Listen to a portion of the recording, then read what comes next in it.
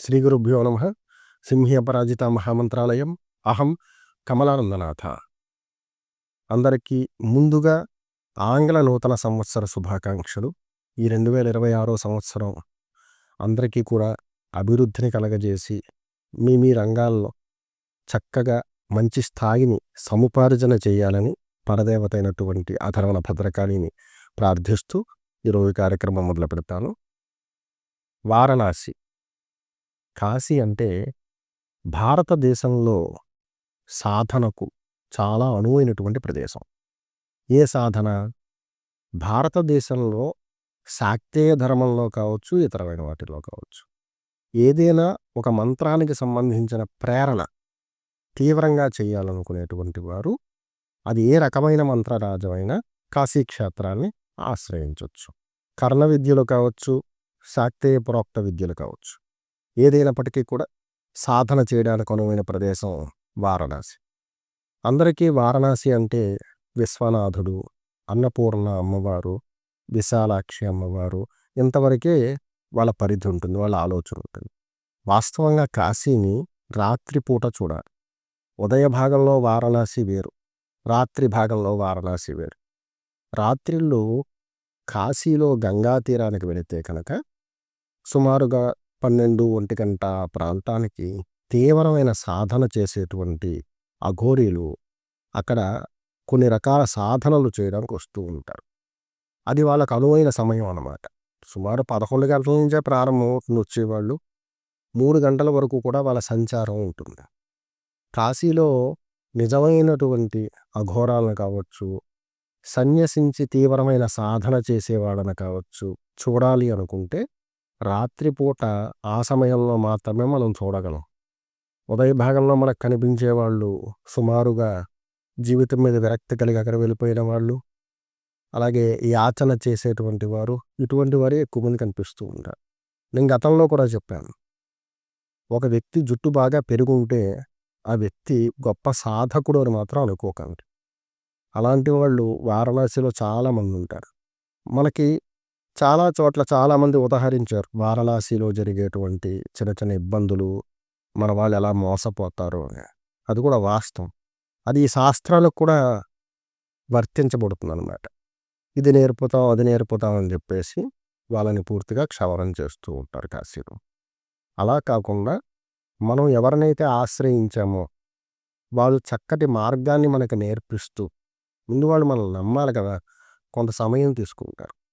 మనం ఓపికగా వాళ్ళ దగ్గర ఉండగలిగితే కనుక కాశీలో దొరకనటువంటి శాస్త్రం లేదు.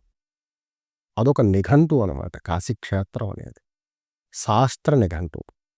అందుచేతను ఎవరైతే కాశీలో సాధనలకు వెళుతూ ఉంటారో వాళ్ళు రాత్రిపూట, ఉదయం కన్నా రాత్రిపూట జపానికి గంగా తీరాన్ని ఎంచుకుని చక్కగా అక్కడ సాధన చేసుకోవడం చాలా ఉత్తమమైన పద్ధతి.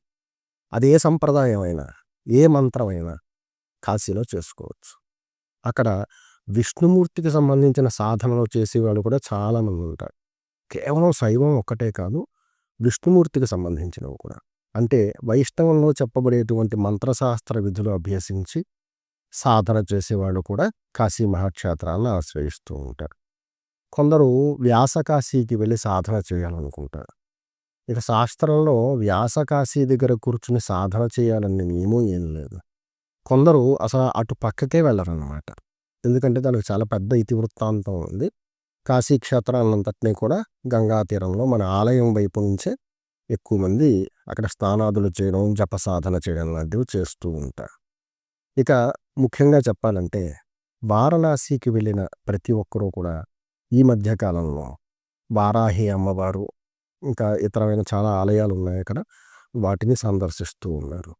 గతంలో అంటే ఒక 10 సంవత్సరాలు వెనక్కి వెళితే వారణాసి అంటే విశ్వనాథుడి దర్శనం, గంగా స్నానం, అలాగే అమ్మవార్లు విశాలాక్షి, ఇక అన్నపూర్ణమ్మ, వీళ్ళ దర్శనం చేసుకుని క్షేత్రపాలకుడైనటువంటి కాలభైరవుడి దర్శనం చేసుకుని కాశీ తాళ్ళు అని అమ్మేవారు. ఆ తాళ్ళు కొనుగోలు చేసుకుని చక్కగా యాత్ర పూర్తి చేసుకుని వచ్చేవారు.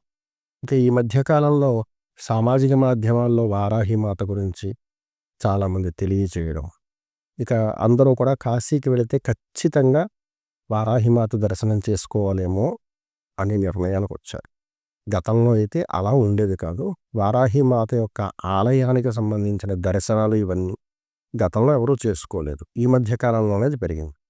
ఇక కాశీ క్షేత్రానికి అమ్మవారు గవ్వలమ్మ అంటారు. ఆవిడ క్షేత్ర పాలకురాలు అంటారు. గ్రామదేవత అని కూడా అంటారు. అందుచేతన ఆవిడ దర్శనానికి వెళ్తూ ఉంటారు కొంతమంది.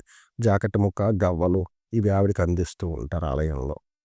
కాశీ క్షేత్రం యాత్ర సంపూర్ణమైందని చెప్పేసి అక్కడ అమ్మవారి దగ్గర చెబుతూ ఉంటారు. రాత్రిపూట కాశీ క్షేత్రంలో సాధనలు చేసేటువంటి వారు కొన్ని జాగ్రత్తలు తీసుకోవాలి. ఎందుకంటే అక్కడ భక్షిణీ విద్యలు చాలామంది ఆచరిస్తూ ఉన్నారు. మనం ఒక 40 రోజులు 50 రోజులు సాధన చేయడానికి మనం కాశీ క్షేత్రాన్ని ఎంచుకుని అక్కడ మనం సాధన చేస్తూ ఉంటే దశ చివరదాకా వచ్చాక పువ్వు పరిమళించేటప్పుడు సువాసన వస్తుంది కదా, అలాగే మంత్రం ఒక వ్యక్తి దగ్గర శోభిల్లేటప్పుడు ఆ వ్యక్తి దగ్గర తెలుస్తుంది ఆ పట్టు. అటువంటి సందర్భాలు చూసుకుని దాన్ని కాజేసేటువంటి వారు, భక్షిణీ విద్యలు చేసేవాళ్ళు కూడా చాలామంది ఉన్నారు. కర్ణ విద్యల కోసం ఒక 10 సంవత్సరాల క్రితం ఎవరైనా ఏదైనా ఒక క్షేత్రాన్ని ఆశ్రయించాలంటే కేవలం కాశీకే వెళ్ళేవారు. అక్కడ గ్రహించి సాధన చేసుకోవడానికి అనువుగా ఉంటుందని చెప్పేసి చాలామంది అక్కడ ఆచరించి మంచి పట్టు సాధించారు. కాకపోతే కాశీ క్షేత్రంలో అస్సీ ఘాట్ ఏదైతే ఉందో దానికి అటుపక్కకు కానీ నమో ఘాట్ దాటిన తర్వాత కానీ ఈ చతుర్థానికి సంబంధించినటువంటి సాధనలు చేసుకోవచ్చు. ఎందుకంటే కాలభైరవుడు క్షేత్రపాలకుడు. సుమారుగా అస్సీ ఘాట్ నుంచి నమో ఘాట్ దాకా మధ్యలో ఉండేటువంటి ప్రదేశం ఏదైతే ఉంటుందో ఆయన ఆధీనం అంతా కూడా అది. కాశీ క్షేత్రమే ఆయన ఆధీనం. కాకపోతే వీటిల్లో శివుడికి సంబంధించిన శాక్తేయానికి సంబంధించిన విద్యలు చేసేవాళ్ళే ఎక్కువ మంది సాధనా విధులు ఆచరిస్తారు. ఇక అస్సీ ఘాట్కి యువతల పక్కకి కానీ లేదా నమో ఘాట్ దాటిన తర్వాత కానీ చతుర్థ విద్యలు, కర్ణ విద్యలు అంటే ఈ పైశాచిక విద్యలు ఏవైతే ఉంటాయో వాటిని ప్రేరణ చేసేవాళ్ళు అక్కడ కూర్చుని చేసుకుంటూ ఉంటారు. కానీ అక్కడ వెసులుబాట్లు చాలా తక్కువగా ఉంటాయి.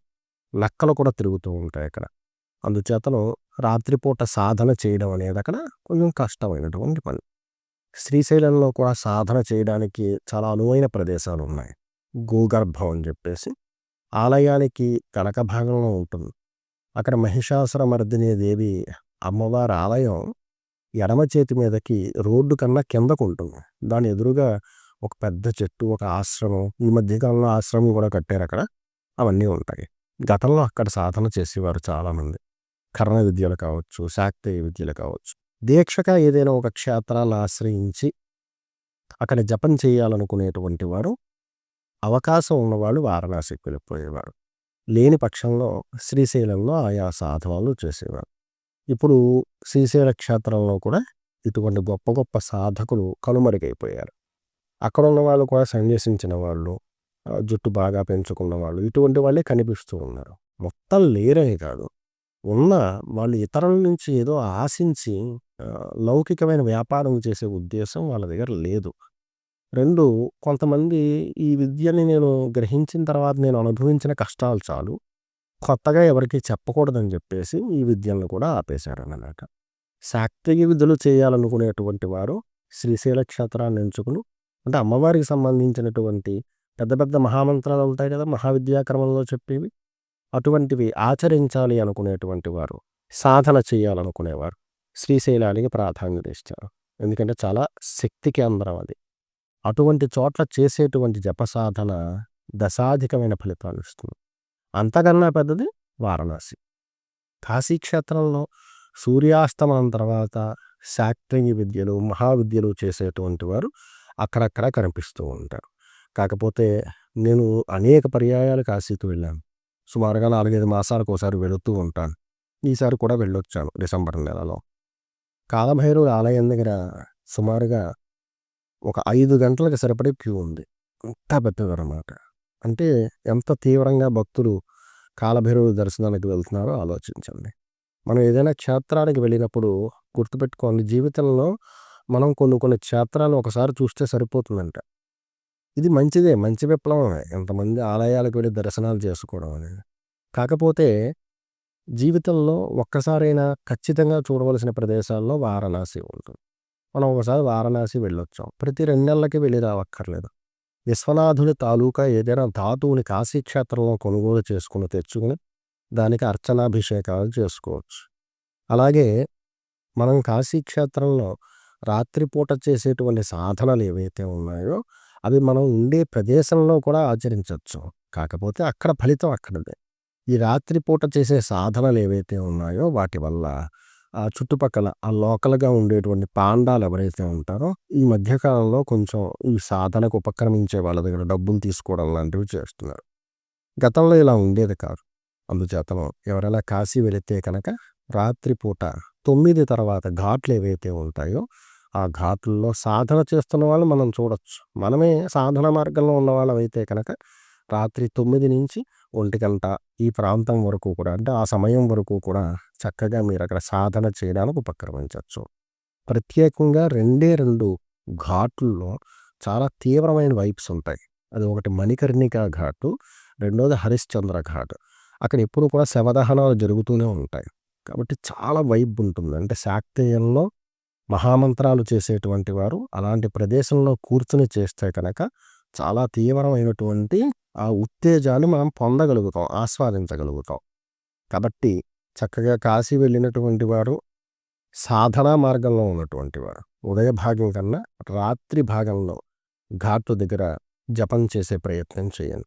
ఉదయ భాగంలో చేసేది కూడా సత్ఫలితాన్నే ఇస్తుంది. కానీ నిజంగా అక్కడ వచ్చేటువంటి వైబ్స్ గురించి చెప్పాను కదా! అవి పూర్తిగా ఆస్వాదించాలి అంటే కనుక రాత్రి 9 తర్వాత స్వేచ్ఛావాయువులు ఉంటాయి అక్కడ. ఎంత చక్కగా అయినా జపం చేసుకోవచ్చు. ఎవరైనా ఇబ్బంది పెట్టారనుకోండి, వాళ్ళకి ఏవో కాస్త 100, 200 ఇచ్చేస్తే వాళ్ళే పక్కన కూర్చొని మనకి ఏ డిస్టర్బెన్స్ లేకుండా చాలాసేపు చూస్తూ ఉంటారనమాట. అంటే ఇంకొకళ్ళు ఎవరో వచ్చి మనల్ని ఇబ్బంది పెట్టకుండా. ప్రశాంతంగా సాధన చేసుకోవాలి. తీవ్రమైన సాధన చేయాలి అనుకునేటువంటి వారు ఈ 2 క్షేత్రాలని ఆశ్రయించి వీటిల్లో చక్కగా సాధన కొనసాగించవచ్చు. మరలా అందరికీ ఆంగ్ల నూతన సంవత్సర శుభాకాంక్షలు. 2026 సంవత్సరం అందరూ మంగళప్రదమైనటువంటి స్థితులు పొందాలని కోరుకుంటున్నాను. సర్వే జనా సుఖినో భవంతు. సింహీ అపరాజిత మహామంత్రాలయం. అహం కమలానందనాథ.